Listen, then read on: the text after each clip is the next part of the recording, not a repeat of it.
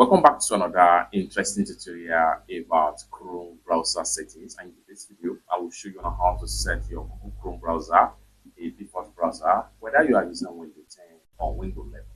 Let me show you how. Like for instance, this is my Google Chrome browser right here, as well as set as a default in my Windows PC. So I'm going to minimize it again.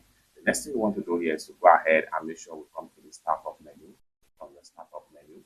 And then this is going to pump up right here. Next thing you want to do is go ahead and navigate to settings. Then here you go. Next thing you want to do is to go ahead and navigate to apps. Under the apps right here, go ahead and look for default apps. Then from the default apps right here, you have different apps right here. Okay. Next thing you want to do here is to go ahead and make sure you look for Chrome browser right here. Go ahead and click on Chrome browser.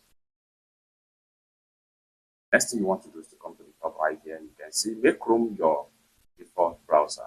Go ahead and click on set default. So you can see now default apps is Google Chrome browser. Next thing we want to do is to go ahead and go to our Chrome browser right here.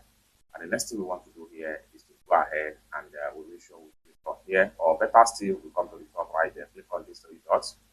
Then scroll down all the way down until you get to settings. And we have to make sure we go ahead and look for default browser. And you can see Chrome is your default browser. If I create a new tab right here, we can easily go ahead and close this tab. So we have our Chrome browser now as our default browser. The same process you use in Windows 10 is the same process for it's that simple. For more tutorial tips and tricks on how best to use Chrome and Windows PC, consider to subscribe. Thank you so much for watching, and I hope to see you in my next video.